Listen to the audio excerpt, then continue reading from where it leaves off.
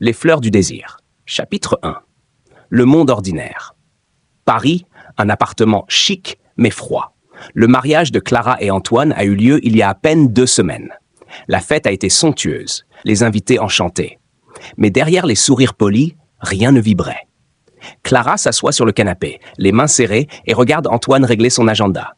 « Clara, tu as pensé à la réunion de jeudi ?» Antoine ? Oui, tout est calé. Ils ont tout pour être heureux. L'argent, la maison, la réputation. Mais chaque silence entre eux est un gouffre. Ils se sont mariés par convenance, non par amour.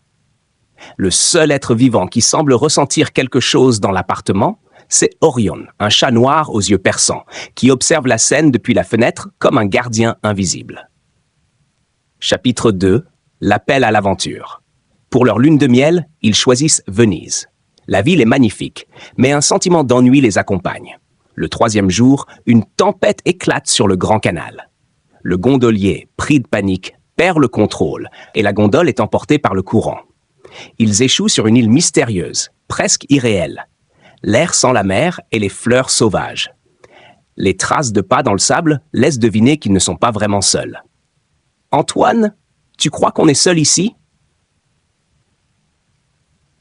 « Bien sûr. Enfin, on va juste explorer un peu. » Chapitre 3.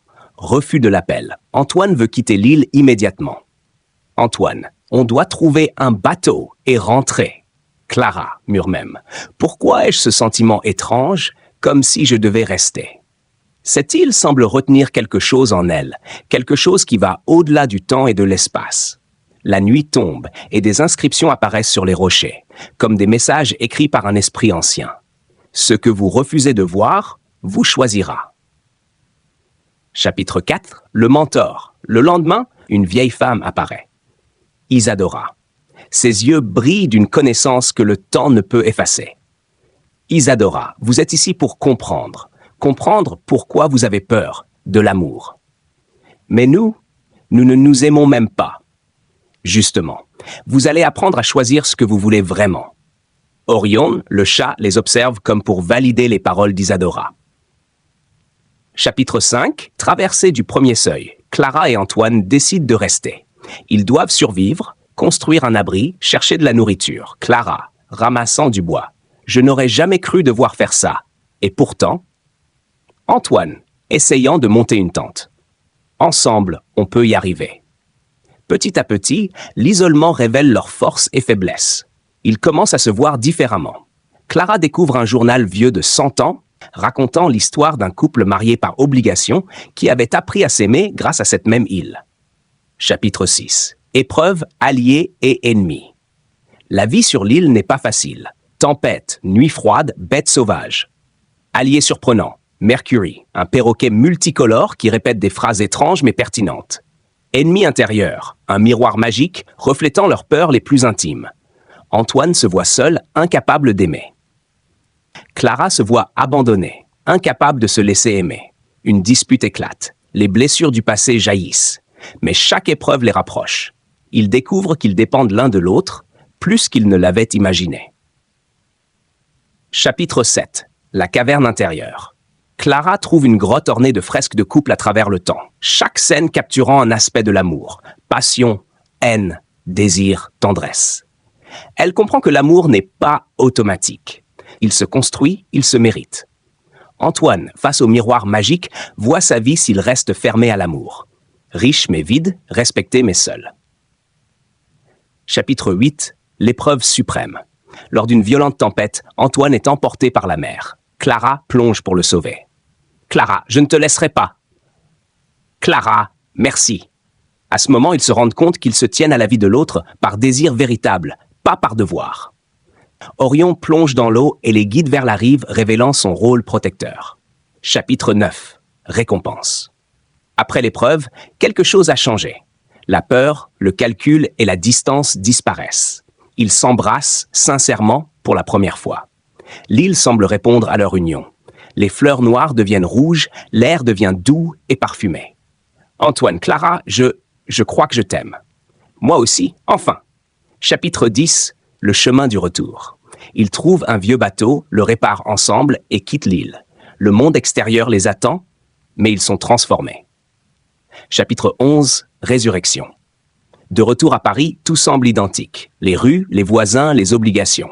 Mais eux ont changé. Leur mariage, jadis vide, est désormais vivant. Ils affrontent les regards, les jugements, mais désormais unis par l'amour choisi. Chapitre 12. Retour avec l'élixir Orion disparaît mystérieusement, laissant un médaillon avec une inscription « L'amour véritable est un voyage, pas une destination ». Clara et Antoine savent désormais que leur bonheur ne dépend pas de la conformité ou du hasard, mais de leur choix conscient et de leur courage à s'ouvrir au cœur de l'autre. Chapitre 13. L'épreuve du retour. À leur retour à Paris, Clara et Antoine découvrent que la vie normale n'est pas prête à les accepter tels qu'ils sont devenus. Les amis, la famille et le travail les traitent comme avant. Leur cœur, pourtant transformé, se heurte aux anciennes habitudes. Clara sent une colère sourde. Clara, tout est pareil. Personne ne voit ce qu'on a vécu.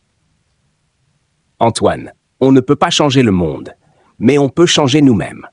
Surprise, dans leur boîte aux lettres, un paquet mystérieux contient une rose noire qui ne se fane jamais et une lettre. Le voyage continue.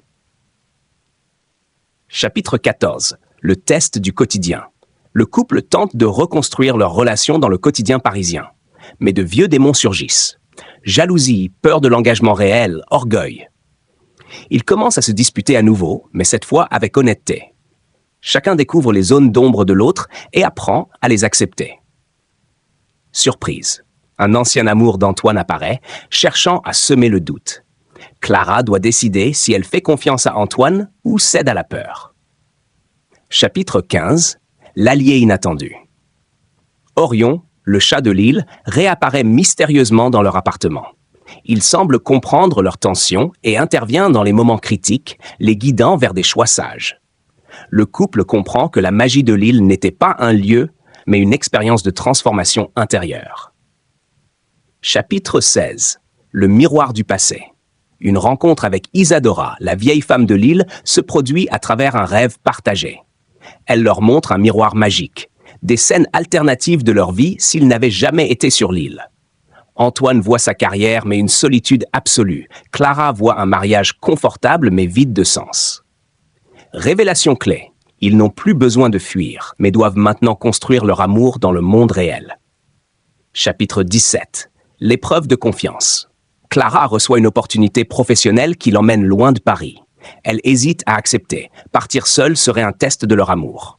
Antoine doit choisir, la retenir ou lui faire confiance.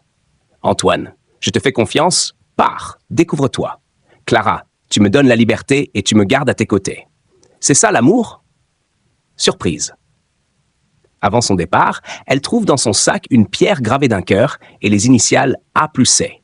Cadeau d'Orion laissé pour elle. Chapitre 18.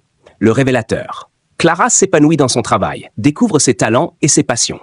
Antoine, resté à Paris, apprend à gérer ses émotions sans contrôler Clara. La distance physique renforce leur lien émotionnel. Ils s'appellent, se confient, rient et partagent des projets d'avenir. Surprise. Clara découvre que Mercury, le perroquet de l'île, appartient en fait à un musée d'art ancien. Un signe que leur expérience avait des racines dans le monde réel, pas seulement magique. Chapitre 19. L'union véritable. Ils se retrouvent à Paris après plusieurs mois. Leurs cœurs sont mûrs et sincères. Antoine organise un dîner surprise. Il recrée un mini décor d'île chez eux. Antoine, on a traversé tempête et solitude, et pourtant, on est là. Toi et moi. Cette fois, c'est pour nous, pas pour les autres. Ils échangent un nouveau vœu, non pour la société, mais pour eux-mêmes. Surprise finale, Orion apparaît une dernière fois sur le balcon et disparaît au lever du soleil, laissant derrière lui une plume noire. Chapitre 20. L'élixir de la vie. Le couple découvre que le vrai voyage n'était pas l'île ni les épreuves, mais l'apprentissage de l'amour conscient et courageux. Ils décident de vivre pleinement, de créer une vie d'aventure, de complicité et de liberté, même dans le monde ordinaire. Chaque geste quotidien, chaque sourire devient sacré. Ils comprennent que l'amour se mérite tous les jours et que le miracle n'est pas dans les tempêtes, mais dans le choix de s'aimer malgré tout.